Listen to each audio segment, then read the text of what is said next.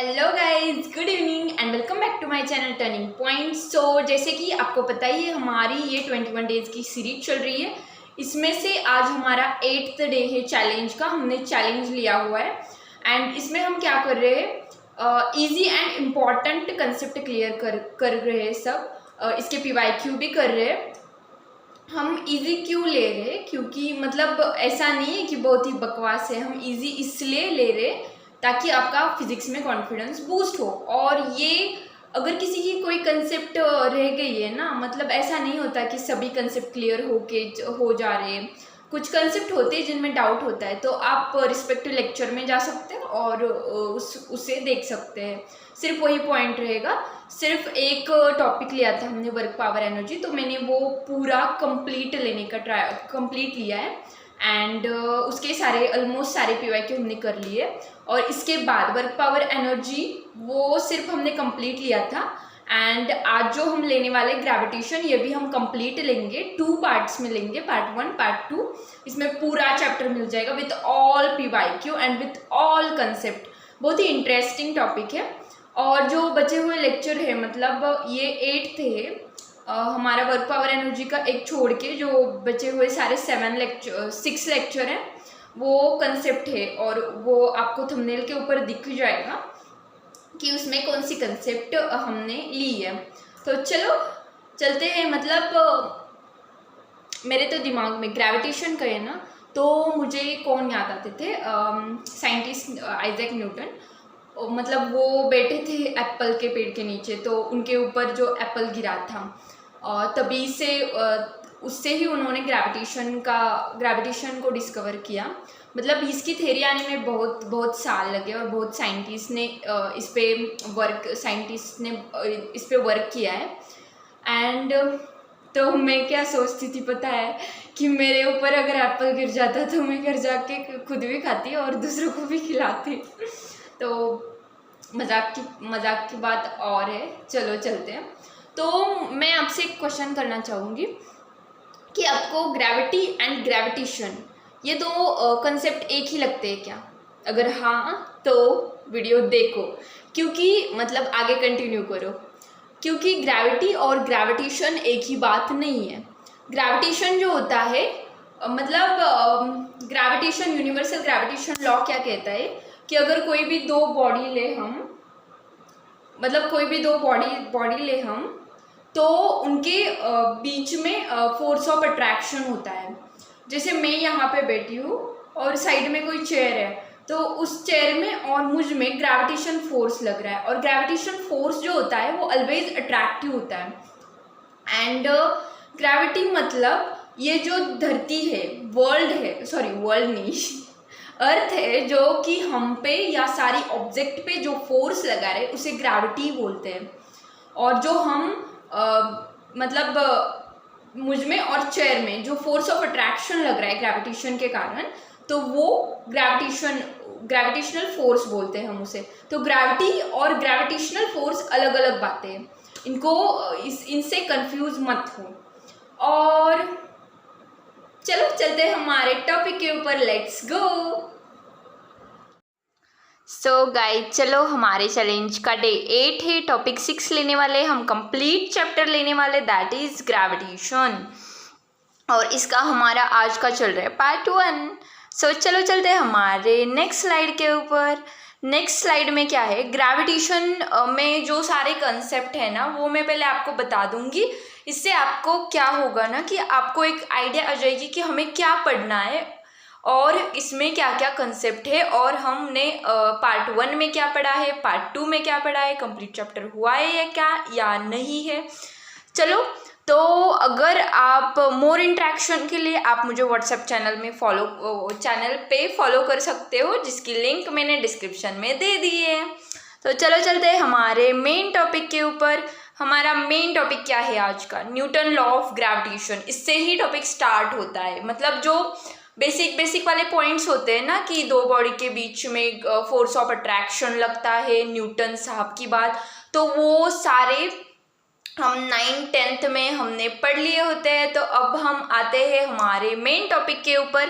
Main topic क्या है कि ग्रेविटेशनल फोर्स। ग्रेविटेशनल फोर्स, हम यूनिवर्सल ग्रेविटेशनल लॉ क्या कहता है कि दो बॉडी एक दूसरे को अट्रैक्ट करती है, तो वो अट्रैक्ट करती है तो उनमें कितना फोर्स लगेगा, ये हमें फोर्स, ग्रेविटेशनल फोर्स बताता है। तो ये ग्रेविटेशनल फोर्स का फॉर्मूला है -G(m1m2) डिवाइडेड बाय r²।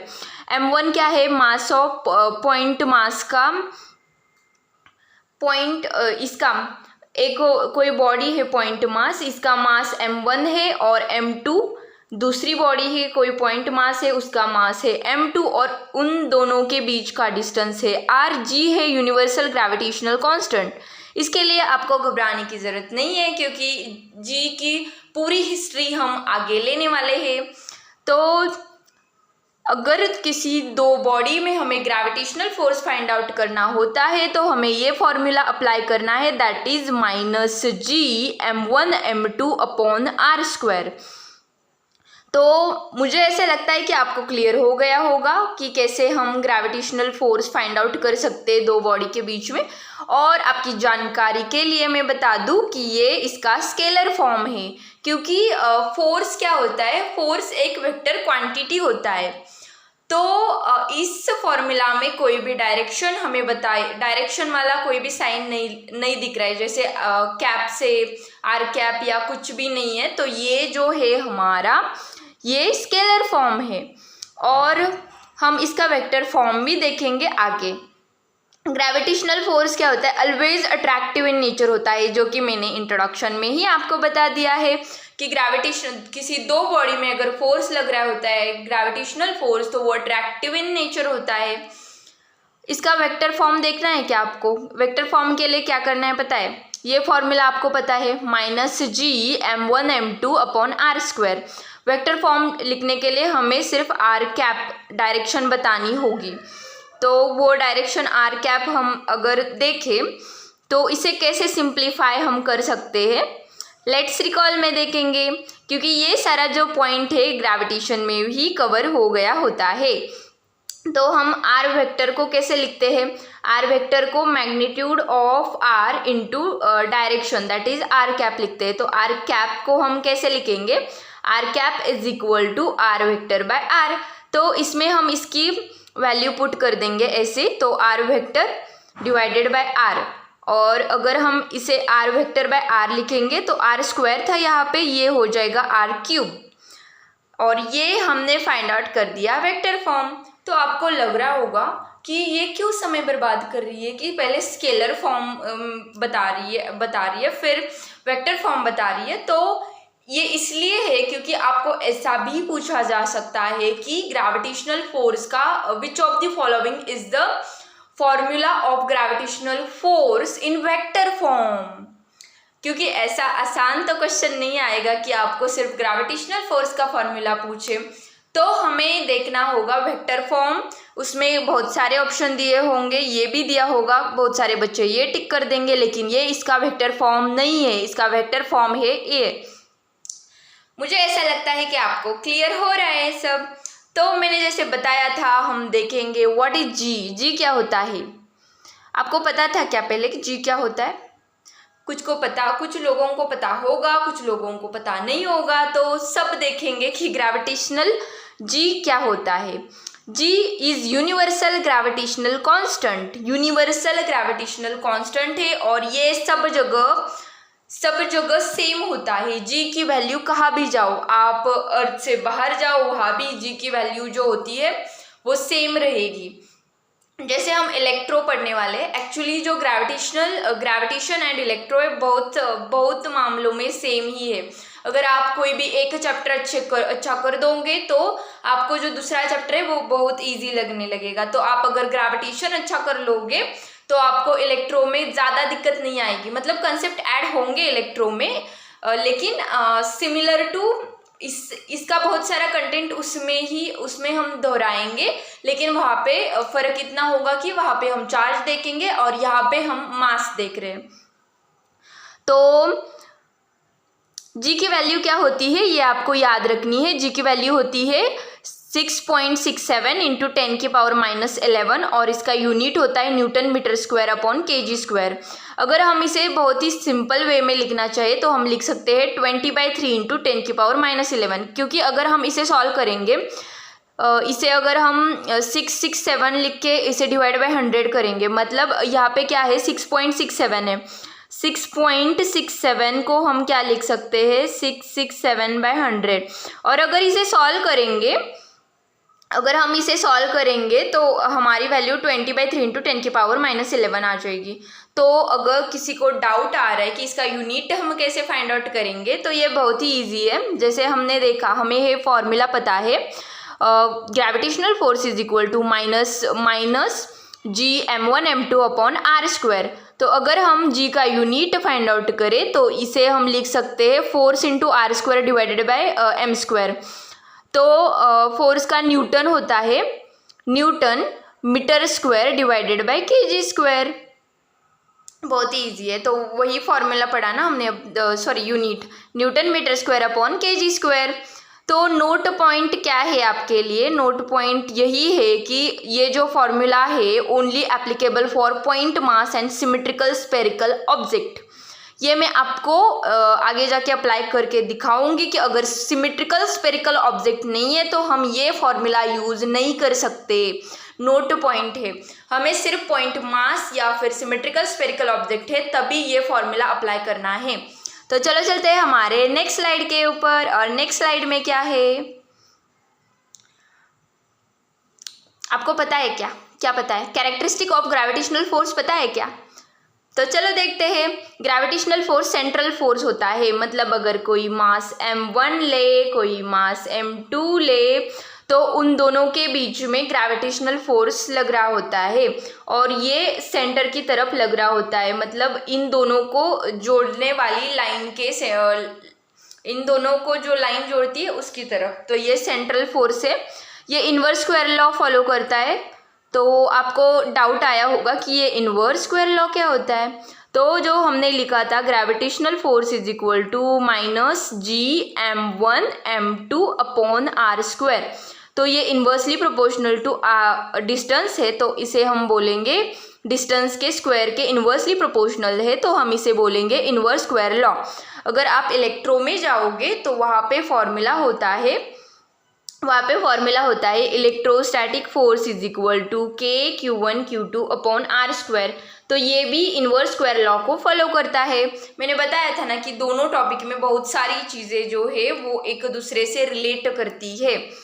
तो चलो देखते हैं कि अब हाँ, gravitational force is a conservative force. तो ये आपको याद रखना है, क्योंकि conservative force, gravitational force conservative force होता है। ये कि हमने वर्क पावर एनर्जी में लिया था कंजर्वेटिव फोर्स, तो उसमें बहुत सारे एग्जाम्पल लिए थे, तो उसमें हमने कंजर्वेटिव फोर्स के एग्जाम्पल में ग्रेविटेशनल फोर्स भी लिया था। तो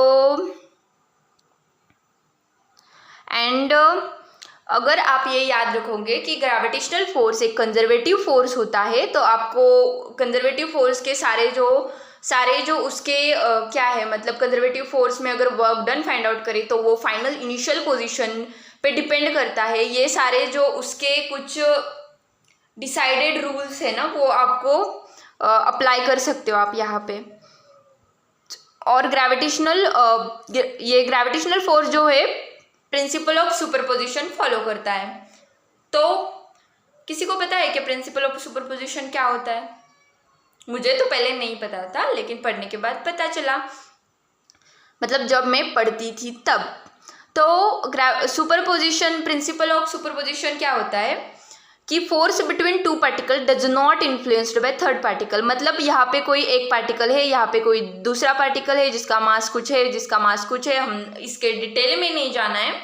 और अगर हम कोई थर्ड पार्टिकल यहाँ पे लाके रख दे तो इन दोनों में पहले फोर्स, मतलब इन दोनों में पहले फोर्स लग रहा था ना 1 और 2 में, तो ये तीसरा पार्टिकल आएगा तो इसकी वजह से इन दोनों में जो फोर्स लग रहा था, मतलब अगर हम एग्जांपल ले, फोर्स ऑन 2 बिकॉज ऑफ 1,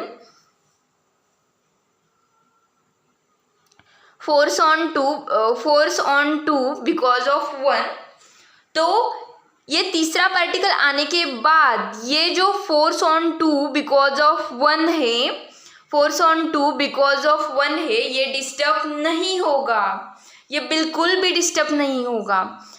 तो उसे ही हम कहते हैं principle of superposition. I hope कि आप सबको ये समझ में आ रहा हो। अगर किसी को कोई भी टॉपिक में दिक्कत है तो आप कमेंट बॉक्स में बता सकते हो। चलो चलते हैं हमारे नेक्स्ट स्लाइड के ऊपर।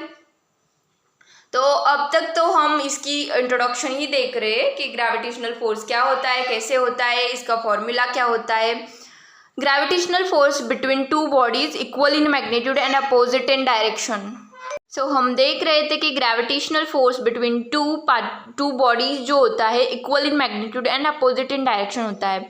जैसे हम देखें कि कोई ऑब्जेक्ट, कोई पॉइंट मास है जिसका मास m1 है और सेकेंड है m2, पॉइंट मास m2, तो m1 जो 2 पे फोर्स लगाएगा, मतलब फोर्स ऑन 2 बिकॉज ऑफ 1, वो अगर हम F कंसिडर करेंगे तो जो 2 वाला 1 पे फोर्स लगाएगा, फोर्स ऑन 1 बिकॉज ऑफ 2, वो भी इक्वल इन मैग्नीट्यूड रहेगा बट अपोजिट इन डायरेक्शन रहेगा। जैसे इसकी डायरेक्शन इधर, इसके कारण इस पे जो फोर्स लग रहा है, सॉरी कुछ तो गड़बड़ है, अरे यार आपको ना यहाँ पे समझ जाना चाहिए था कि हमने ये फोर्स जो है वो रिपल्सिव इन नेचर दिखाए है, वो कि पॉसिबल नहीं है। फोर्स जो होते हैं वो अट्रैक्टिव इन नेचर होते हैं। तो ये यहाँ से रफ करना होगा, हमें दिखाना होगा force on 1 because of 2 equal to, अगर F लिखे तो force on 2 because of 1, force on 2 because of 1 वो भी F आ जाएगा, लेकिन उन दोनों की डायरेक्शन सिर्फ अलग होगी। ये जो हमने लिखा था वो इलेक्ट्रोस्टैटिक्स में, अगर कोई इलेक्ट्रोस्टैटिक्स में अगर सेम चार्जेस ले तो वो रिपल करते हैं, तो उसके लिए ये कंडीशन पॉसिबल थी। तो ये जो मैंने पहले लिखा था वो गलत है, वैसे नहीं दिखाना है क्योंकि gravitational force always attractive in nature होता है।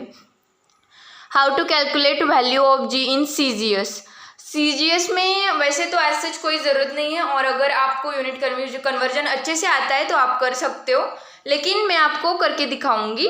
तो G क्या होता है 6.67 into 10⁻11 newton metre square upon kg square. ये तो हमें रट जाना चाहिए। तो अगर हमें इसको CGS में कन्वर्ट करना है तो हम क्या लिख सकते हैं, न्यूटन को डाइन में कन्वर्ट कर सकते हैं। 1 newton is equal to 10⁵ dyne होता है, तो हम न्यूटन की जगह 10⁵ डाइन लिख सकते हैं। और 1 metre is equal to 100 centimetre होता है, तो हम मीटर की जगह 100 लिख के उसका स्क्वायर कर सकते हैं और सेंटीमीटर स्क्वायर ऐसे लिख सकते हैं। और kg 1 kg 1000 ग्राम होता है, तो हम 1000 ग्राम करके उसका होल स्क्वायर कर सकते हैं। अगर हम इस सब को कैलकुलेट करें, क्योंकि इसमें भी अब कोई जो वैल्यू आ गई, तो अगर इन सब को कैलकुलेट करें तो ये आ जाएगा 6.67 into 10⁻8 dyne centimetre square upon gram square. तो इस तरह से हम कोई भी, अगर हमें यूनिट है SI से CGS में कन्वर्ट करनी होती है तो हम ये कर सकते हैं, ऐसे कर सकते हैं। तो इससे आपके 2 कंसेप्ट क्लियर हो गए। आपको ये भी पता चला कि G की वैल्यू, यूनिवर्सल ग्रेविटेशनल कांस्टेंट की वैल्यू SI यूनिट में क्या होती है और CGS यूनिट में क्या होती है, ये दोनों आपको पता चल गए। आई होप कि आप सबको ये सारे पॉइंट्स क्लियर हो रहे हैं। यूनिट ऑफ ग्रेविटेशनल फोर्स, ये फोर्स है इसलिए इसका यूनिट होगा न्यूटन, क्योंकि हमने देखा है फोर्स का यूनिट न्यूटन होता है, ये सबको पता होता है। डायमेंशन क्या होता है, डायमेंशन जो फोर्स का होगा वही होगा। तो फोर्स का डायमेंशन मैंने डायमेंशनल फॉर्मूला पढ़ाते हुए बताया था कि फोर्स का डायमेंशन आपको रटना है। तो फोर्स का डायमेंशन होता है m1 L1 m1 L1 T-2। अगर किसी को कोई भी डाउट है डायमेंशनल फॉर्मूला फाइंड आउट करने में, तो वो फर्स्ट वाला पार्ट 1 वाला लेक्चर देख सकते हो और पार्ट 2 वाला भी लेक्चर देख सकते हो, जिसमें हमने डायमेंशनल फार्मूला की पूरी कंसेप्ट एंड क्वेश्चन लिए थे, प्रीवियस ईयर क्वेश्चन। तो चलो चलते हैं हमारे नेक्स्ट स्लाइड के ऊपर। तो अब तक तो हम सारे बेसिक पॉइंट्स क्लियर कर रहे थे, अब क्वेश्चन की तरफ मुड़ते हैं हम। तो बेसिक क्वेश्चन क्या है, find net gravitational force on any one mass. अरे यार ये एडजस्ट नहीं हो रहा है, वेट वेट, जैसे बीच में से ब्लर दिख रहा है, क्यों हो रहा है ऐसा?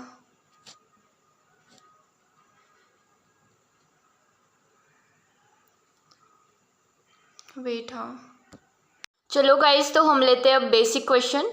बेसिक क्वेश्चन नंबर 1 क्या है? Find net gravitational force on any one mass. कोई भी एक मास, क्योंकि ये सिमेट्रिकल बॉडी है, सिमेट्रिकल क्या कहते हैं, सिमेट्रिकल बॉडी नहीं, सिमेट्रिकल अरेंजमेंट है, तो किसी एक मास के ऊपर भी हम फोर्स निकालेंगे तो हमें पता चल जाएगा कि दूसरे मास के ऊपर भी यही सेम फोर्स रहेगा। तो चलो निकालते हैं। तो जैसे कि हमने देखा, जो पॉइंट्स देखे इंपॉर्टेंट, उससे हमें पता चला कि ग्रेविटेशनल फोर्स जो होता है अट्रैक्टिव इन नेचर होता है। अगर हम इस एक मास को कंसीडर करें तो इस मास पे जो इसके कारण ग्रेविटेशनल फोर्स इधर लगेगा और इसके कारण इधर लगेगा, और इसकी जो वैल्यू होगी अगर हम इसे कहेंगे एफ जी, तो ये आ जाएगी जी m1।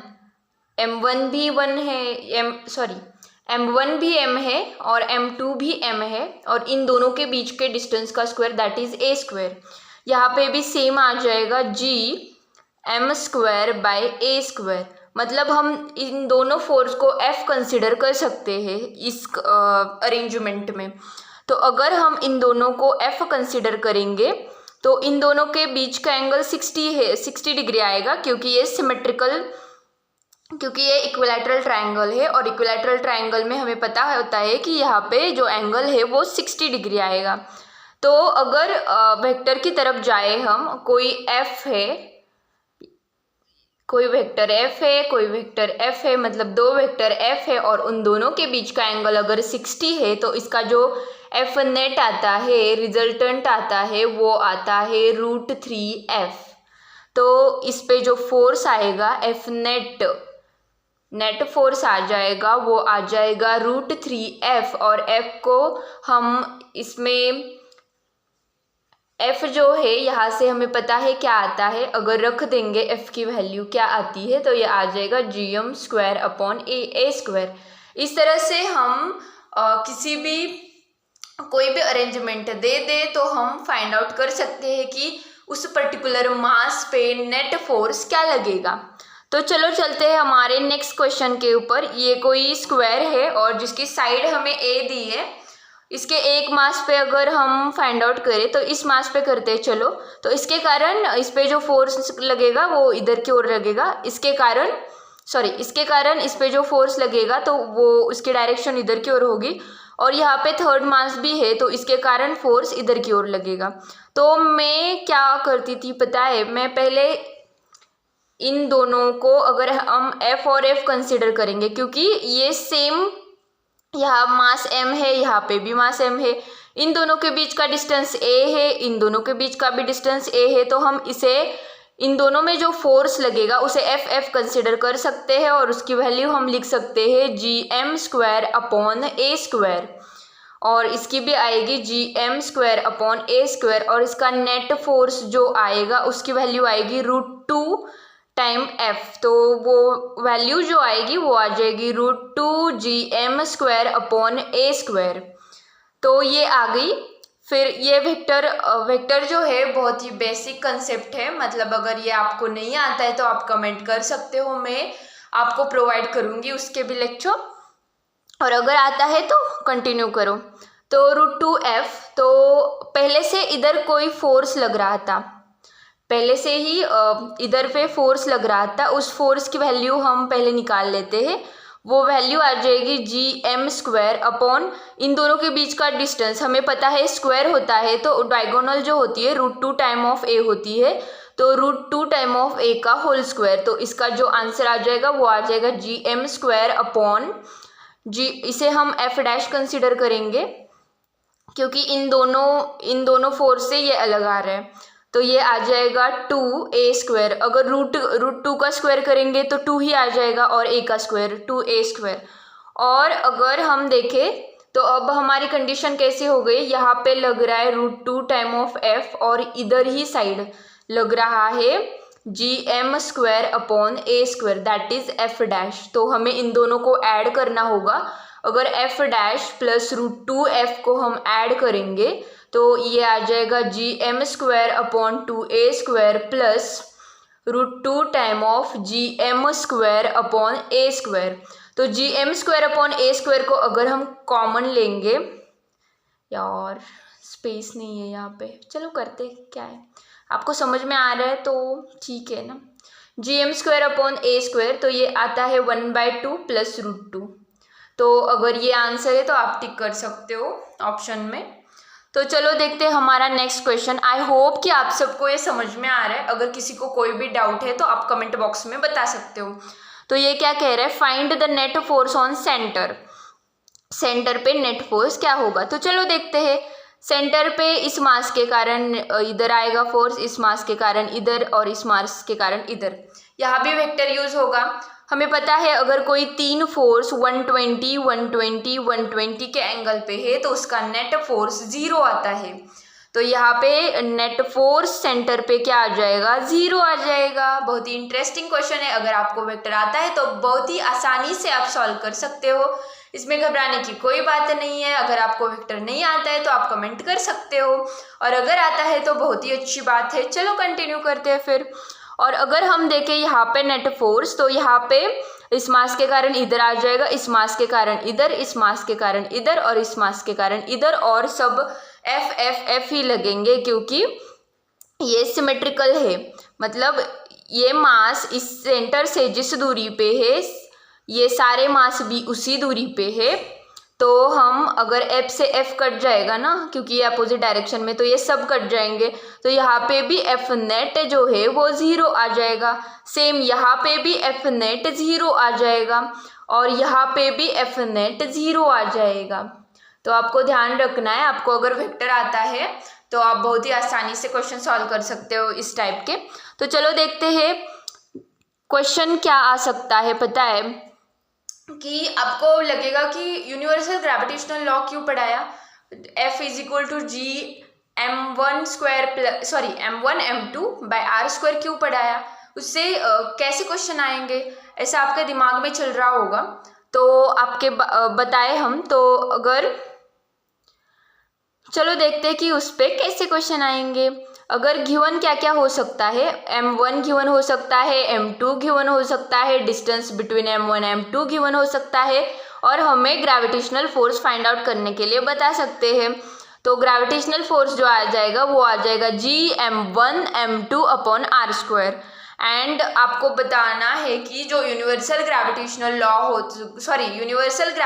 कांस्टेंट जो होता है g, वो हर जगह हर मीडियम में उसकी वैल्यू सेम रहती है। तो ग्रेविटेशनल फोर्स जो है वो डज नॉट डिपेंड ऑन किसी भी मीडियम में। हम चलो स्टार्ट करते हैं हमारा नेक्स्ट क्वेश्चन। और नेक्स्ट क्वेश्चन में अरेंजमेंट कैसी है, कोई सर्कल है और इस पे मास m सबका मास, तीनों पार्टिकल का पॉइंट मास का मास m ही है, और वो सेम स्पीड से रोटेट कर रही है। अगर वो सेम स्पीड से रोटेट करेगी तो यहाँ पे जैसे हमने दिखाया कि इक्विलैटरल ट्रायंगल बन रहा है, तो सेम स्पीड से रोटेट कर रही है, तो जहाँ भी जाए हर जगह इक्विलैटरल ट्रायंगल ही बनेगा। तो हम एक जगह पे हमने कंसिडर किया है, और जिसकी साइड हमें दे दी है ए। तो हमें इसमें क्या फाइंड आउट करना है, हमें इसमें फर्स्ट क्वेश्चन है स्पीड फाइंड आउट करना है, और सेकेंड हमें time period of one rotation find out करना है।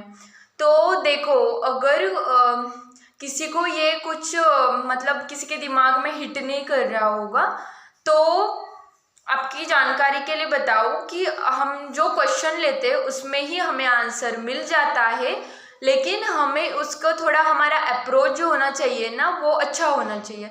तो चलो हम देखते हैं कि कैसे हम क्वेश्चन को सॉल्व कर सकते हैं। तो हम किसी एक मास के ऊपर एफ नेट फाइंड आउट किसी एक पॉइंट मास के ऊपर हम नेट फोर्स फाइंड आउट कर सकते हैं। तो अगर हम किसी एक फोर्स के ऊपर नेट फोर्स अगर फाइंड आउट करें तो वो किधर की ओर होगा, वो इधर की ओर होगा। और नेट फोर्स अगर सेंट्रीपिटल फोर्स के इक्वल हो तो तभी ये तीनों जो है वो सर्कल पे घूम सकते हैं। अगर वो नहीं है, सेंट्रीपिटल फोर्स नहीं लग रहा है, तो ये मास जो है यहाँ से निकल के बाहर चला जाएगा, तो ये अरेंजमेंट नहीं हो पाएगा। तो सेंट्रीपिटल फोर्स जो होता है उसको हमें बराबर करना है net force on any point mass. तो चलो करते हैं। और सेंट्रीपिटल फोर्स क्या होता है? सेंट्रीपिटल फोर्स होता है mv²/r। आपको पता होगा, अगर नहीं पता है तो रट लो, मतलब याद कर लो, रटने की बात नहीं है इसमें, याद कर लो। और अगर क्वेश्चन आप सॉल्व करते हो तो क्वेश्चन सॉल्व करते करते ही आपको ये सब याद आ जाएगा। तो और हमें एक और पॉइंट चाहिए कि अगर ये इक्विलैटरल ट्रायंगल है तो सेंटर से एक मास को जोड़ती हुई जो लाइन है तो उसका डिस्टेंस कितना आएगा। अगर ये साइड लेंथ ए है तो ये जो डिस्टेंस आएगा वो आएगा a/√3। ये आपको याद रखना है। और आप अगर क्वेश्चन सॉल्व करते हो तो आपको अभी तक याद रह गया होगा। तो चलो देखते हैं सेंट्रीपिटल फोर्स को क्या लिखेंगे, mv²/r। और r को क्या लिख सकते हैं? r यानी ये रेडियस, और रेडियस यही है, मतलब सेंटर से एक मास का डिस्टेंस वही रेडियस आ रही है। तो हम इसे लिख सकते हैं, r की जगह a/√3 लिख सकते हैं। और उसको इक्वल करेंगे हम F net on any point mass. Net force on any point mass अभी देखा हमने, तो ये मास इधर की ओर फोर्स लगा रहा है और ये मास इधर की ओर फोर्स लगा रहा है। तो नेट फोर्स जो आएगा वो सेंटर की तरफ जो आएगा वो आ जाएगा √3 टाइम ऑफ gm² / a²। तो अगर हम इसको सॉल्व करेंगे, सॉरी a² नहीं आएगा, ये a/√3 का स्क्वायर आएगा, क्योंकि ये डिस्टेंस आएगी ना r वाली, तो ये आ जाएगा। अगर देखें तो एक a/√3 से एक कैंसिल हो सकता है और एक मास से एक मास भी कैंसिल हो रहा है। तो हमारी जो v आएगा, हमें क्या फाइंड आउट करना है? स्पीड यानी v²। तो ये आ जाएगा √3 gm/a। इस √3 को हम ऊपर भेज सकते हैं और √3 × √3 ये आ जाएगा 3 gm/a। और जो भी आ जाएगा वो आ जाएगा √3 gm/a। इस तरह से हम स्पीड फाइंड आउट कर सकते हैं। इसके बाद सबको ये क्वेश्चन आसान लग रहा होगा, लेकिन इससे पहले जो था ये क्वेश्चन, मतलब कैसे सॉल्व करें, मतलब क्या होता है ना कि अगर आप कोई भी क्वेश्चन देखें और उसको बिना सॉल्व करे ही आप कह दोगे कि मुझसे नहीं होगा, तो 101% नहीं होगा। लेकिन अगर आप अपने ऊपर कॉन्फिडेंस रखते हो और कहते हो कि मुझे ये होगा, तो चांसेस है कि आपको वो क्वेश्चन सॉल्व हो सकता है, अगर आपके सारे कंसेप्ट क्लियर हो तो। चलो चलते हैं इसके पॉइंट 2 के ऊपर। तो सेकंड, हमें इसमें ही सेकंड क्वेश्चन क्या पूछ रहा है, time period on one rotation find out करना है। तो टाइम पीरियड के लिए मुझे यहाँ जो दिख रहा है, तो हम ऐसा लिख सकते हैं, डिस्टेंस बाय टाइम। इसको हम क्या लिखते थे? डिस्टेंस बाय टाइम को हम स्पीड लिखते थे। तो अगर हमें स्पीड पता है और हमें डिस्टेंस भी पता है, टोटल कितना होता है एक सर्कल का? 2πr। तो 2πr और हमें टाइम निकालना है, तो हम इसे लिख सकते हैं, time is equal to 2πr/v। तो ये आ जाएगा 2πr की वैल्यू क्या होती है? a/√3। और v की वैल्यू क्या होती है? √3 gm/a। तो इसे अगर आप सॉल्व करोगे तो जो आपको ऑप्शन में आंसर है उस तक आपको ले जाना है कैलकुलेशन से। यहाँ पे कोई नहीं दिया है, तो इसे अगर आप सॉल्व करेंगे तो आपका आंसर आ जाएगा। आई होप कि आप सबको ये क्लियर हो रहा है। अगर किसी भी कंसेप्ट में कोई भी डाउट है तो आप मुझे कमेंट बॉक्स में बता सकते हो। चलो चलते हैं हमारे नेक्स्ट स्लाइड के ऊपर। और नेक्स्ट क्या है? स्पेशल केस है जो कि इलेक्ट्रो में भी आती है और यहाँ पे भी आती है। जैसे ग्रेविटेशन और इलेक्ट्रो में बहुत सारी चीज़ें जो है वो एक जैसी होती है, तो किसी एक चैप्टर को अच्छा कर लोगे तो दूसरे चैप्टर में अपने आप कॉन्फिडेंस आ जाएगा। तो चलो देखते हैं, हमारा क्वेश्चन 3 के फॉर्म में हम लेंगे ये। तो क्या कह रहा है? In which ratio we divide the capital M so that the force between. So guys, तो अगर ऐसा क्वेश्चन पूछा जाए, ऐसा क्वेश्चन सेम क्वेश्चन इलेक्ट्रो में भी पूछा जा सकता है कि कैपिटल क्यू का कोई चार्ज दिया है तो उसको किस रेशो में डिवाइड करें कि उन दोनों के बीच में लगने वाला फोर्स मैक्सिमम आए, तो हम इसे मैक्सिमम मिनिमा वाले कंसेप्ट से भी सॉल्व कर सकते हैं। एंड एज सच मुझे ऐसा लगता है कि डेरिवेशन की कोई ज़रूरत नहीं है, आप इसे डायरेक्टली जो भी मास दिया है, जो भी चार्ज दिया है, उसे हाफ हाफ पार्ट में डिवाइड करो, तो जो इन दोनों के बीच में जो फोर्स लगेगा वो मैक्सिमम आ जाएगा। तो यहाँ पे भी हम कैपिटल M को कैपिटल M/2 कैपिटल M/2 में डिवाइड कर सकते हैं, और सेम अगर चार्ज आए तो हम इसे Q/2 में डिवाइड कर सकते हैं। क्वेश्चन की लैंग्वेज को घुमाया भी जा सकता है। First method for question derivation, find the ratio of two masses after division of capital M so that maximum force exist between them. तो टू मासेस यानी जो M1 M2 उसका रेशो हमें फाइंड आउट करना है। तो हमें पता है M1 है M/2, M2 भी है M/2, तो इसका जो रेशो आएगा वो आ जाएगा 1। Second method of for question derivation is find the ratio of old mass to new mass any of them. मतलब न्यू मास दोनों तो सेम ही आने वाले, सेम ही आए हैं, तो हमें कैपिटल M/M1 या फिर M2 कोई भी फाइंड आउट कर सकते हैं हम। तो कैपिटल M/M1 जो आएगा वो M/M/2 आ जाएगा, दैट इज इक्वल टू 2 आ जाएगा। सो गाइज चलो, तो आई होप कि आप सबको ये समझ में आ गया होगा। ऐसी कंसेप्ट इलेक्ट्रोस्टैटिक्स में भी फिर से आ जाएगी, तो मेक श्योर कि आपके सारे कंसेप्ट क्लियर हो गए हैं, और अगर किसी भी कंसेप्ट में कोई डाउट है तो आप मुझे बता सकते हो। तो चलो हम चलते हैं हमारे नेक्स्ट क्वेश्चन के ऊपर, दैट इज हमारा क्वेश्चन नंबर 4 चल रहा है। एक्चुअली ये कंसेप्ट ही है, लेकिन क्वेश्चन के फॉर्म में अगर हम कंसेप्ट लेंगे तो हमें पता चलेगा कि कौन सी कंसेप्ट है जो हमें क्वेश्चन में अप्लाई करनी है। कंसेप्ट भी हो जाएगी और क्वेश्चन प्रैक्टिस भी हो जाएगी। तो चलो देखते हैं हमारा क्वेश्चन क्या कह रहा है। क्वेश्चन कह रहा है two bodies of mass M and 9M are placed at a distance capital R। M and 9M placed at a distance capital R, या फिर हम स्मॉल r भी लिख सकते हैं। एक्चुअली मैंने डायग्राम में स्मॉल r लिया है, तो कि कहाँ पे भी हम चेंज कर सकते हैं, तो हम यहाँ पे चेंज करेंगे। Find the distance from M से हमें वो डिस्टेंस फाइंड आउट करनी है सो that the net force on that point will be 0। तो M से एक पॉइंट लो इमेजिनरी, चलो हम लिख लेते हैं x डिस्टेंस पे, वहाँ पे हम कंसीडर करते हैं कि हमारा F नेट 0 है। अगर यहाँ से x पे 0 है तो 9M से R माइनस x पे 0 होगा, ऑब्वियस सी बात है। और तो हमें x फाइंड आउट करना है, तो हम इसके लिए एक ट्रिक यूज करेंगे, मतलब एक ही फॉर्मूला होगा, ऐसे ही फॉर्मूले हम सब जगह यूज करेंगे, ये इलेक्ट्रोस्टैटिक्स में भी एप्लीकेबल है।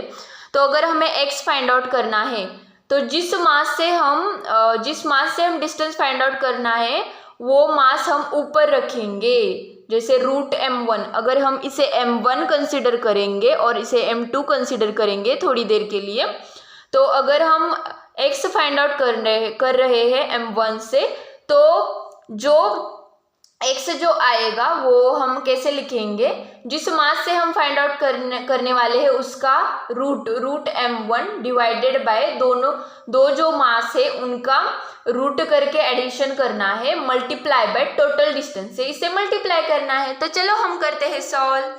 तो हम कैसे सॉल्व करेंगे चलो देखते हैं। तो अगर हम देखें यहाँ पे, तो हमें x फाइंड आउट करना है। अगर हमें x फाइंड आउट करना है तो हम क्या करेंगे, इससे फाइंड आउट करना है तो वो वाला मास रूट में ऊपर रख देंगे, डिवाइडेड बाय दोनों मास की एडिशन कर देंगे, √M1 प्लस √9M और multiply by total distance r।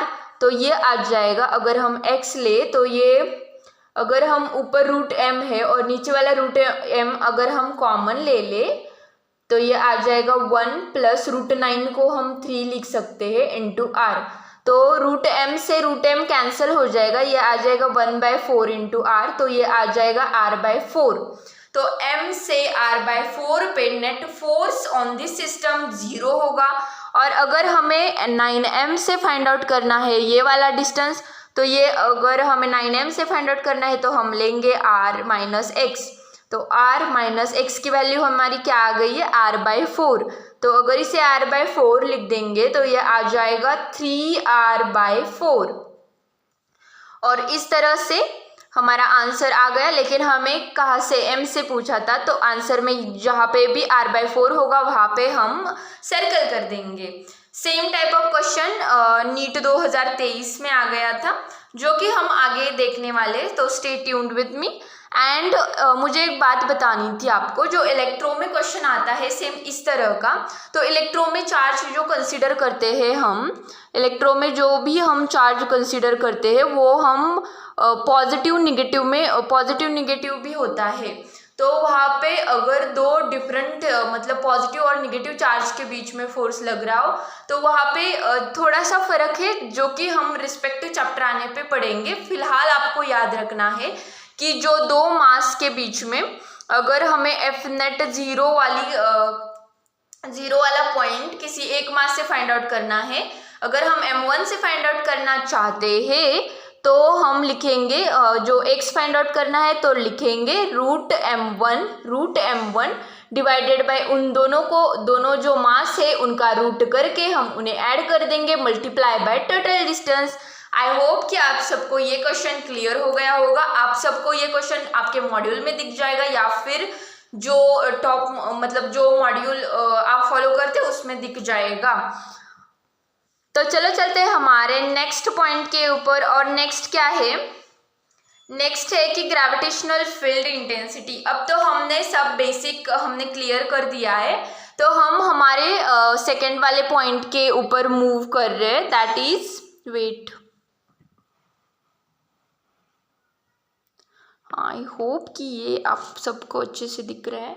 तो हमने क्या देखा था, चलो, तो हमने ग्रेविटेशन में पहले यूनिवर्सल ग्रेविटेशनल लॉ देखा, चलो हमारा ये क्लियर हो गया है। इसमें और भी क्वेश्चन होते हैं टाइप, बहुत सारे वैरायटी के, तो आप अपने मॉड्यूल से सॉल्व कर सकते हो। अगर आपके पास क्वेश्चन नहीं है तो आप मुझे बता सकते हो, मैं आपको प्रोवाइड करने की PDF के फॉर्म में प्रोवाइड करने की कोशिश करूँगी। एंड अब हम देखने वाले हैं acceleration due to gravity and its variation with altitude and depth. और ये बहुत ही इंपॉर्टेंट पॉइंट है, ये बहुत सारे नीट में मतलब प्रीवियस ईयर क्वेश्चन में आपको दिखाई देगा। और ये हम पार्ट 1 में कंप्लीट करने वाले हैं, पार्ट 2 में हम ये सब कंप्लीट करने वाले हैं। तो पार्ट 1 में हम अब यहाँ तक ही कंप्लीट करने वाले, और ये बहुत ही क्या कहते हैं, इम्पॉर्टेंट है, सो मैंने इसे बहुत ज़्यादा टाइम दिया है। तो चलो चलते हैं ग्रेविटेशनल फील्ड इंटेंसिटी, या फिर हम इसे ही एक्सेलरेशन ड्यू टू ग्रेविटी बोल सकते हैं, लेकिन फिलहाल हम इस पे ही टिके रहेंगे। एक्सेलरेशन ड्यू टू ग्रेविटी हम जब डेप्थ उसके चेंजेस देखेंगे, वेरिएशन, तो तब हम इसे यूज करेंगे। ये ग्रेविटेशनल फील्ड क्या होता है, क्या आपको पता है कि ग्रेविटेशनल फील्ड क्या होता है? नहीं पता है? तो चलो देखते हैं। इट इज द स्पेस और the area surrounding any mass up to it can exert the gravitational force. तो क्या मेरा भी कुछ मास है, तो मेरे सराउंडिंग भी कोई ग्रेविटेशनल फील्ड है? हाँ, जरूर होगी। इसकी वजह से ही ग्रेविटेशनल फोर्स लगता है। इट इज द स्पेस और the area surrounding any mass up to it can exert the gravitational force.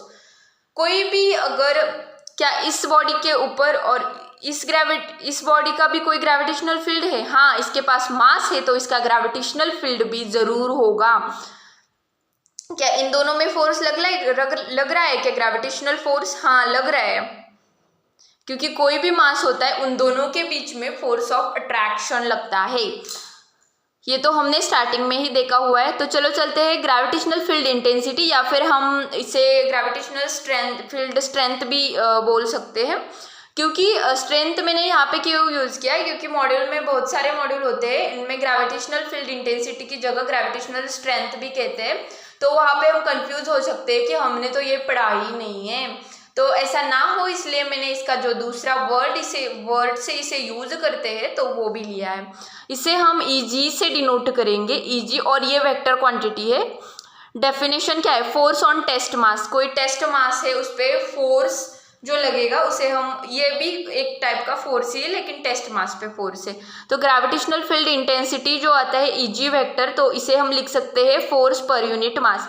जो बेसिक डेफिनेशन होती है वो याद रखना, इससे आप क्या कर सकते हो, इससे आप यूनिट निकाल सकते हो, डायमेंशन निकाल सकते हो, या फिर इससे बेसिक क्वेश्चन भी आ सकता है जो कि मैं आपको आगे दिखाई दूंगी कि इस फॉर्मूला पे हम सॉल्व कर सकते हैं। ऐसा क्वेश्चन भी आया है, तो ऐसे इजी क्वेश्चन आए तो हमें छोड़नी नहीं है।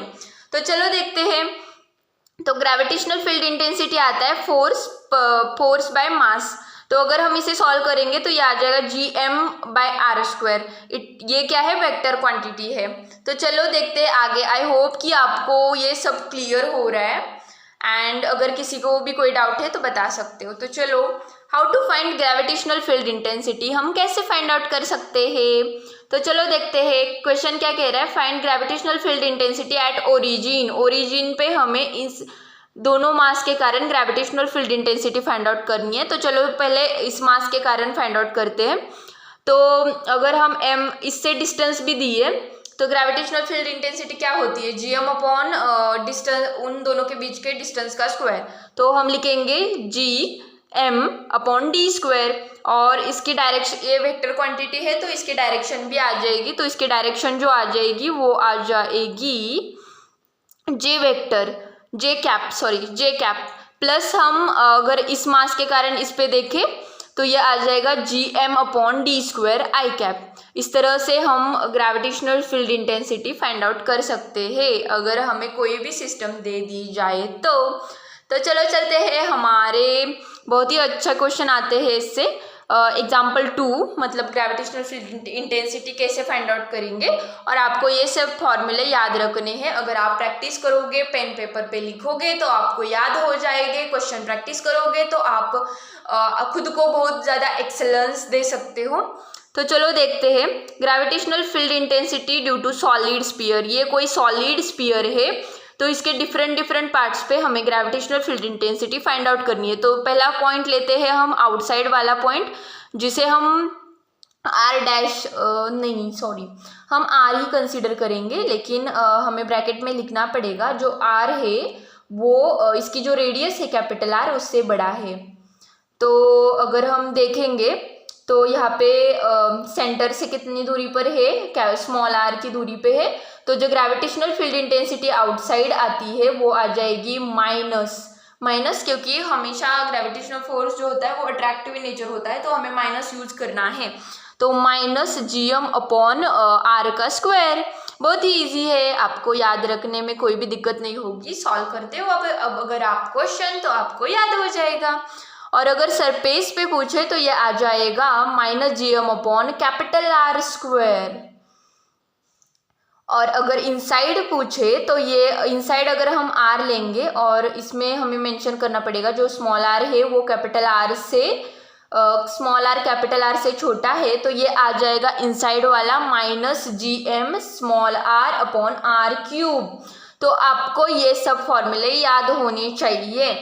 तो इस पे ग्राफ के क्वेश्चन बहुत ही फेमस है, आ सकते हैं।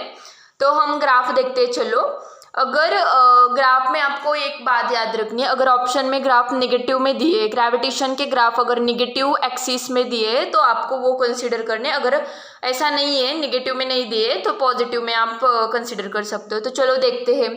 तो हम देखेंगे कि जो इनसाइड से अगर हम सरफेस के ऊपर जा रहे हैं R की तरफ, तो ये इनसाइड वाली जो ग्रेविटेशनल फील्ड इंटेंसिटी वो directly proportional to small r है वो। और अगर ये directly proportional to small r है तो ये ऐसे ही बढ़ते जाएगी और सरफेस पे जाके मैक्सिमम हो जाएगी। और मैक्सिमम इसकी वैल्यू आ जाएगी -Gm/R²। ये इसकी मैक्सिमम वैल्यू है। और इससे आगे वाले पॉइंट पे ये क्या है, ये आउटसाइड अगर है तो ये इन्वर्सली प्रोपोर्शनल टू R² है। और अगर ऐसा ग्राफ कोई होता है तो वो बन जाता है, पैराबोला बन जाता है। वेट हाँ, तो ये आ जाएगा, ये ऐसे आ जाएगा। आपको ग्राफ में भी कोई दिक्कत है तो आप इससे पहले वाला, नहीं ग्राफ में बेसिक में आता है, तो इससे पहले मैंने काइनेमेटिक्स के ग्राफ लिए थे, तो वो भी देख सकते हो। और अगर किसी को दिक्कत है तो आप मुझे बता सकते हो, मैं लेने के लिए मैं आपको प्रोवाइड करने का पूरा ट्राई करूँगी। और इसका कंक्लूजन क्या है, ग्रेविटेशनल फील्ड इंटेंसिटी जो सेंटर पे है वो 0 रहेगी। हाँ, सेंटर पे तो 0 ही रहेगी क्योंकि यहाँ से स्टार्ट हुआ है। और ग्रेविटेशनल फील्ड इंटेंसिटी जो इनसाइड होती है वो डायरेक्टली प्रोपोर्शनल टू आर है। और ग्रेविटेशनल फील्ड इंटेंसिटी जो सरफेस पे है वो मैक्सिमम है। और जो ग्रेविटेशनल फील्ड इंटेंसिटी आउटसाइड वाले पॉइंट पे है वो inversely proportional to small R square है। तो ये सारे कंक्लूजन है जो आपको याद रखने हैं। तो चलो चलते हैं हमारे नेक्स्ट, कुछ तो मिसिंग है यार, वेट, हाँ कुछ तो मिसिंग है क्योंकि यहाँ पे gravitational field intensity due to hollow sphere होना चाहिए था। तो वेट चेक करते हैं ना, चेक करते हैं हम, ये क्या है, मैंने बोला था ना कुछ तो मिसिंग है। तो ये आ जाएगा, हम देखते हैं gravitational field intensity due to hollow sphere. तो ये भी आपको बहुत ही इंपॉर्टेंट है, जैसे कि ये पूरा अरेंजमेंट वही है लेकिन यहाँ पे होलोस्फीयर है, वहाँ पे सॉलिड स्फीयर था। तो आउटसाइड पे सेम ही आ जाएगा -gm/r², और सरफेस पे आ जाएगा सेम ही -gm/r², लेकिन इनसाइड 0 आएगा क्योंकि यहाँ पे कोई मास नहीं है। अगर मास ही नहीं है तो ग्रेविटेशनल फील्ड इंटेंसिटी नहीं लगेगी, बिकॉज नो मास इनसाइड। तो आपको ये याद रखना है। इसका ग्राफ भी आप सेंटर से सरफेस तक कुछ भी नहीं है, मैक्सिमम तो सरफेस पे ही है यहाँ पे। तो कंक्लूजन है हमारा, सरफेस पे ग्रेविटेशनल फील्ड इंटेंसिटी क्या है, मैक्सिमम है। और मैक्स कितनी है, -gm/R²। और gravitational field intensity inversely proportional to small r² है। मैंने सॉरी, यहाँ पे मैंने बोला था क्या, ये जो है वो पैराबोला है, लेकिन नहीं, पैराबोला तो ऐसा होता है ना, इसे हम पैराबोला बोलते हैं। ये हाइपरबोला वाला ग्राफ है, ठीक है। और यहाँ पे सॉरी यहाँ पे जो है इस तरह से हमने ये कंप्लीट कर दिया है। और चलो हम चलते हैं हमारे क्वेश्चन के ऊपर। क्वेश्चन क्या है, जो 2014 में आया था, 2014 में। तो क्वेश्चन हमें क्या कह रहा है, dependence of intensity of gravitational field of earth with distance small r from centre of earth is correctly represented by intensity. अभी तो देखा हमने अर्थ से, ये क्या सॉलिड स्फीयर है अर्थ, तो इसे अगर कंसीडर करेंगे तो जो ग्राफ हमने अभी देखा था पीछे, तो वही आ जाएगा। तो मैंने बोला था पॉजिटिव वाला ग्राफ, यहाँ पे दोनों वाले ग्राफ है, तो अगर पॉजिटिव निगेटिव दोनों है तो हमें निगेटिव वाला कंसीडर करना है। तो ये तो नहीं आएगा क्योंकि सेंटर से जो ग्रेविटेशनल फील्ड इंटेंसिटी सरफेस तक होती है वो डायरेक्टली प्रोपोर्शनल होती है इनसाइड, तो ये वाला ग्राफ नहीं आ जाएगा, ये भी नहीं आएगा।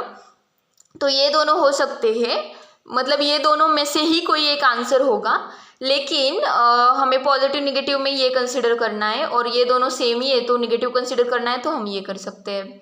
तो इस तरह से आप टाइम बचा के क्वेश्चन सॉल्व कर सकते हो बहुत ही आसानी से। तो चलो देखते हैं, हमारा इसके जैसा ही क्वेश्चन है जो कि 2016 में आया था फेज 2 नीट के। तो चलो देखते हैं, starting from the centre of earth having radius r, variation of acceleration due to gravity. तो सेम आ जाएगा क्योंकि मैंने बोला था कि ग्रेविटेशनल फील्ड इंटेंसिटी और एक्सेलरेशन ड्यू टू ग्रेविटी उनके फॉर्मूले सेम होते हैं, मतलब इन्हें हम सेम कंसीडर कर सकते हैं क्वेश्चन के लिए।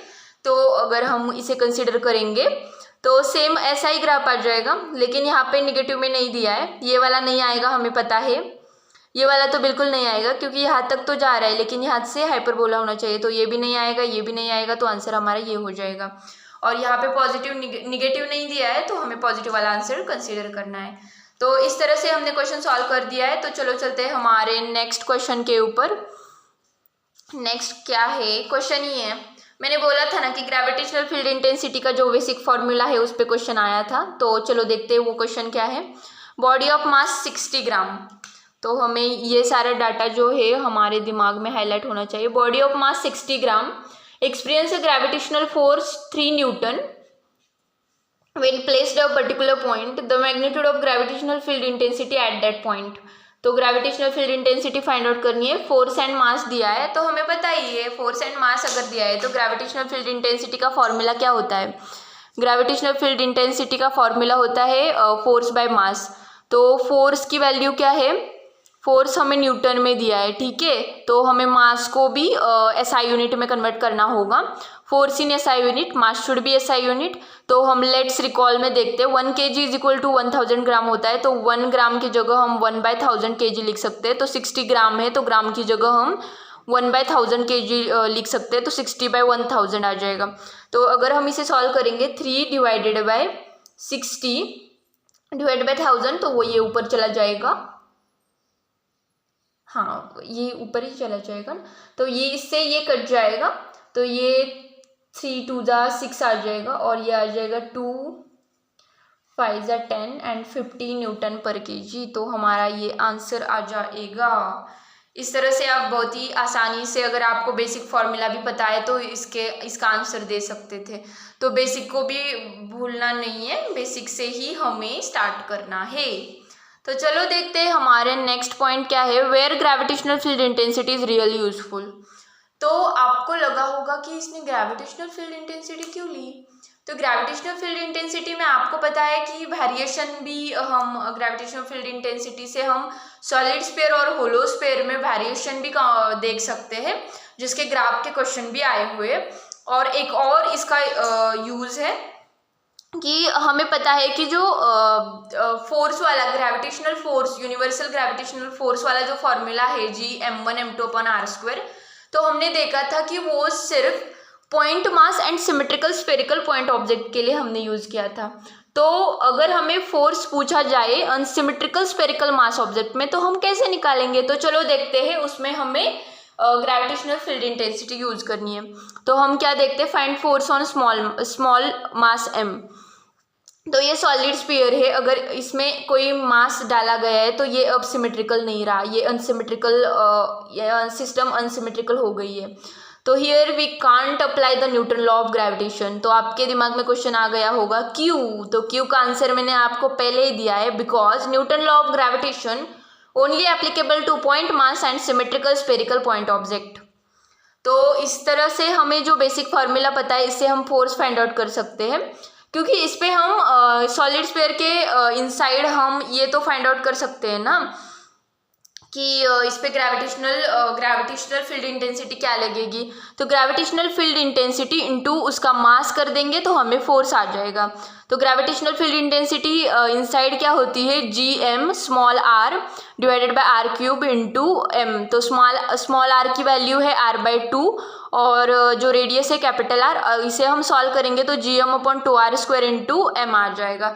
इस तरह से हम अगर अनसिमेट्रिकल स्फेरिकल मास ऑब्जेक्ट दिए तो उसके ऊपर फोर्स फाइंड आउट कर सकते हैं with the help of gravitational field intensity. I hope कि आप सबको ये क्लियर हो गया हो। आई होप कि आप सबको ये क्लियर हो रहा होगा। तो चलो चलते हैं हमारे नेक्स्ट पॉइंट के ऊपर। तो चलो गाइज हमारा नेक्स्ट पॉइंट हम स्टार्ट करते हैं, that is acceleration due to gravity, जिसे हम जनरली जो हम डिनोट करते हैं G से डिनोट करते हैं।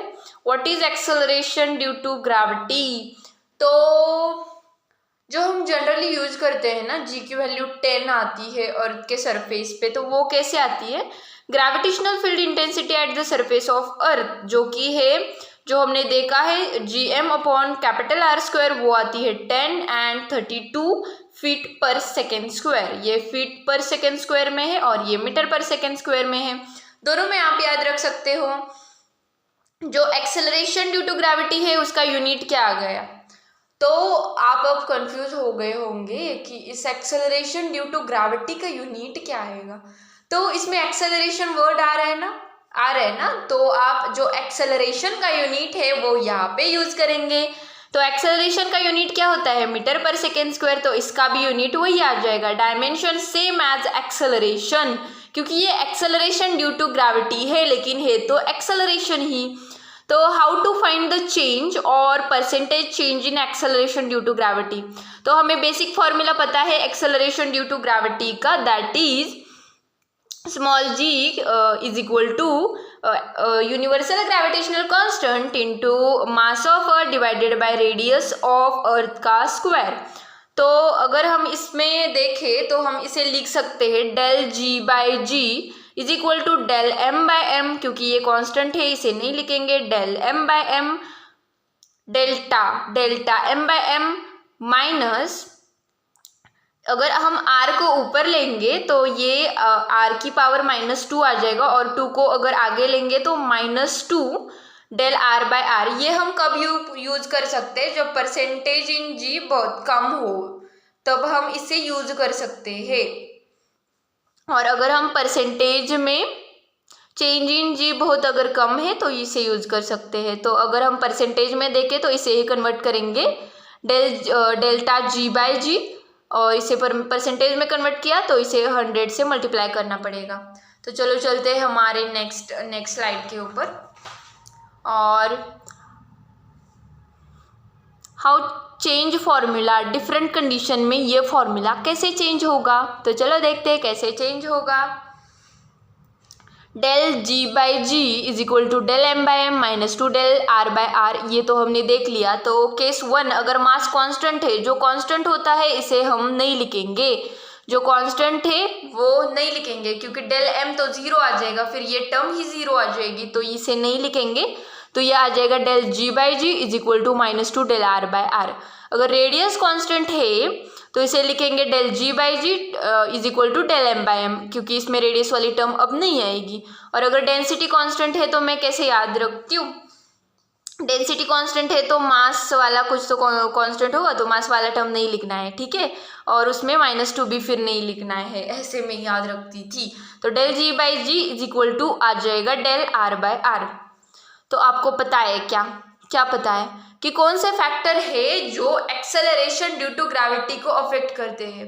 कुछ तो फैक्टर होंगे जो जी को अफेक्ट करते हैं, तो है ना, क्या क्या फैक्टर है, हाइट है, डेप्थ है, रोटेशन ऑफ अर्थ है, शेप ऑफ अर्थ है। तो चलो देखते हैं कि वो कैसे अफेक्ट करेंगे, और इस पे बहुत ही इंटरेस्टिंग क्वेश्चन बनते हैं। तो चलो देखते हैं, वेट देखने वाले हैं, वेट। तो जो हाइट है वो, अगर हम सरफेस कंसिडर करेंगे, इस पे कोई h हाइट पे जाएंगे हम, जहाँ पे हमने कोई मास रखा है, मास को ले जाएंगे हम सरफेस से ऊपर, तो जो g की वैल्यू है वो चेंज होगी। और वो कैसे चेंज होगी, इसको आपको याद रखना है। जो h हाइट पे एक्सेलरेशन ड्यू टू ग्रेविटी आ जाएगा, वो आ जाएगा सरफेस पे acceleration due to gravity divided by 1 + h/r का होल स्क्वायर, ठीक है, ये आपको याद रखना है। क्वेश्चन सॉल्व करेंगे आप बहुत सारे, तो आपको अपने आप याद आ जाएगा। और अगर if height is less than 5% से कम है, मीन्स रेडियस को 5% से कम यानी कितना, अगर रेडियस लिखेंगे हम तो उसका 5% अगर निकाले हम तो वो आ जाएगा, ये इससे ये गया, इससे ये गया, तो ये आ जाएगा 5 × 20, तो ये आ जाएगा, हाँ 320 किलोमीटर आ जाएगा। तो 320 किलोमीटर से अगर हाइट कम है तो हम इस फॉर्मूला का यूज कर सकते हैं, मतलब इसका जो हमने बेसिक मैथ्स में पढ़ा था वो यहाँ पे हम अप्लाई कर सकते हैं, जो कि GH आ जाएगा। ये पूरा टर्म ऊपर लेकर जा सकते हैं और फिर इसे सॉल्व कर सकते हैं। GH जो आएगा G1 - 2h/r आ जाएगा। तो ये कब यूज करना है, जब हाइट जो है 320 किलोमीटर से कम हो।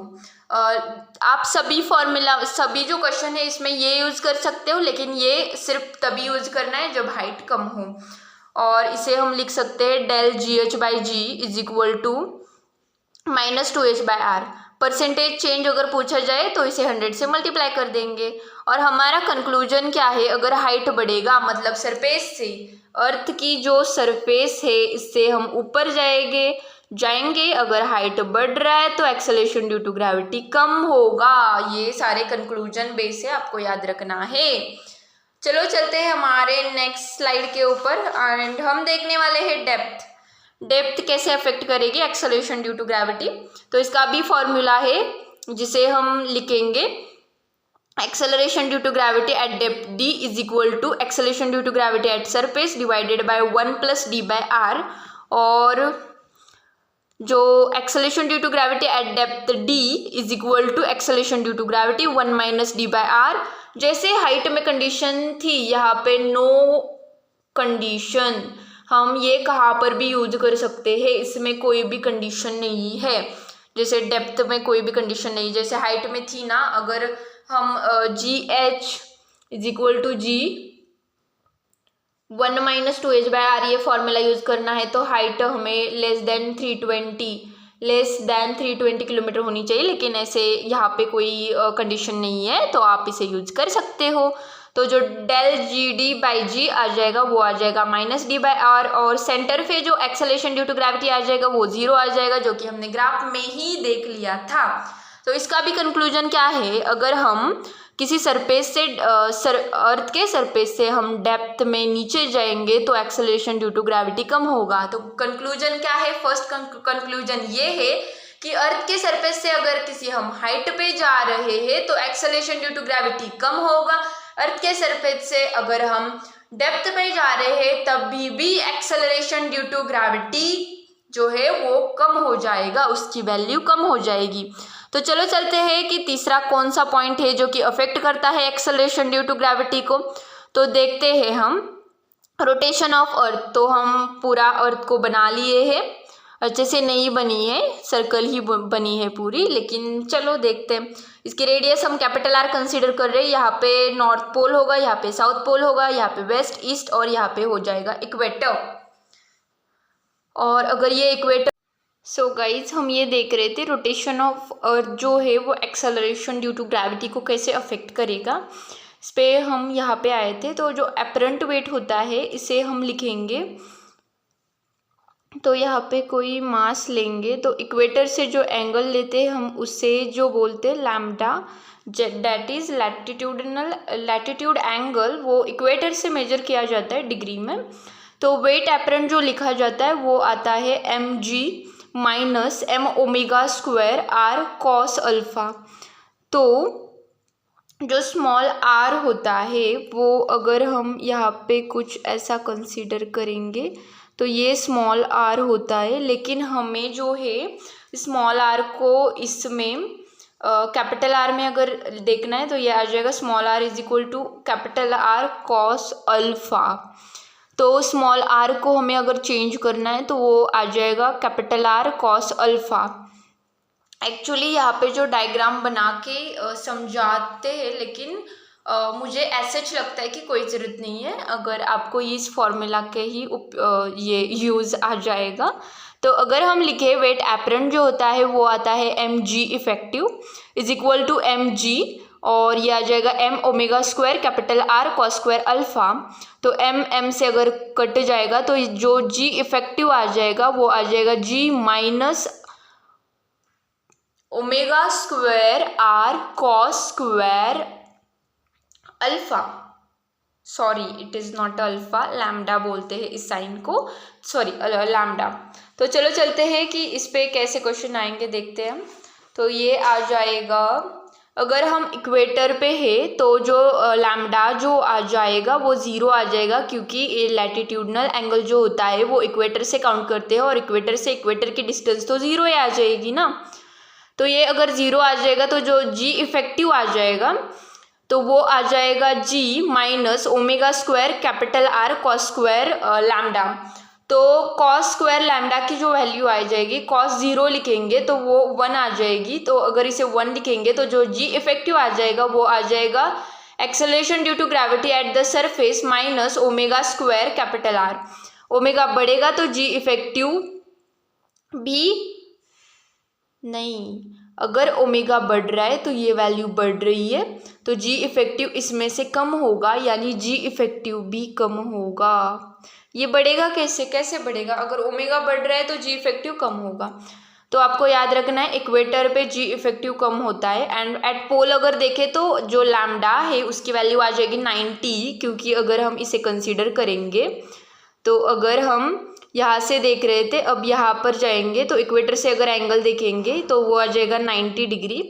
तो अगर 90 डिग्री आ जाएगा तो अगर हम इसमें पुट करेंगे 90 डिग्री तो ये आ जाएगा, पूरा टर्म जीरो आ जाएगा, तो जी इफेक्टिव जी ही आ जाएगा। तो एट पोल हम ये कंक्लूजन निकाल सकते हैं कि एट पोल के ऊपर जो जी इफेक्टिव होता है वो जी ही रहेगा, एक्सेलरेशन ड्यू टू ग्रेविटी वही रहेगा।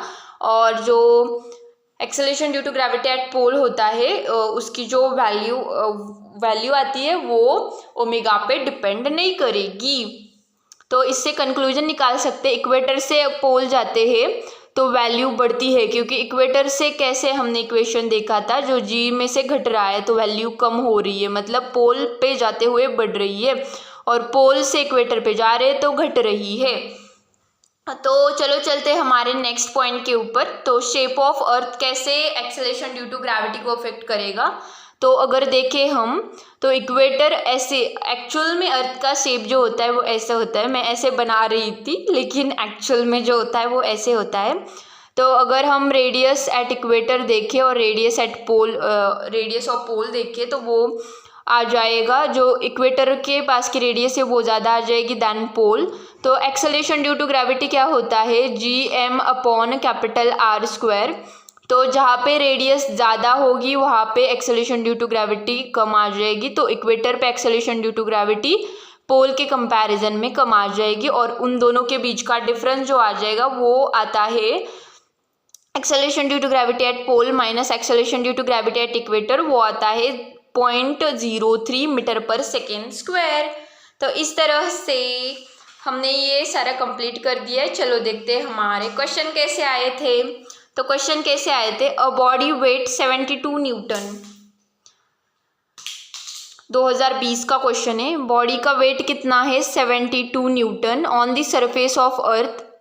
What is the gravitational force on it at the height equal to half of the radius of earth. तो पहले तो आपको क्वेश्चन समझना चाहिए था। तो क्वेश्चन क्या कह रहा है कि यहाँ पे अगर बॉडी है तो वो 72 न्यूटन उसका वेट आ रहा है, और अगर हम इसे यहाँ से कैपिटल आर होता है तो इसे r/2 के डिस्टेंस पे ले जाए तो यहाँ पे कितना वेट करेगी, इसका वेट कितना आ जाएगा। तो चलो देखते हैं। हमें पता है जो g एट हाइट h होता है वो तो वो आता है g 1 + h/r का होल स्क्वायर। तो हमें यहाँ पे mgh की वैल्यू दी है और हमें mgh फाइंड आउट करना है, हमें mg की वैल्यू दी है। तो अगर हम इन दोनों को m से मल्टीप्लाई करेंगे तो अगर हमें ये वैल्यू चाहिए mgh चाहिए, तो ये mg जो दिया है 72 न्यूटन दिया है, डिवाइड बाई 1 प्लस h की वैल्यू कितनी है r/2, सरफेस से ली जाती है r/2, और ये आ जाएगा 72 डिवाइडेड बाई 1 प्लस r से r कट जाएगा, ये आ जाएगा 1/4।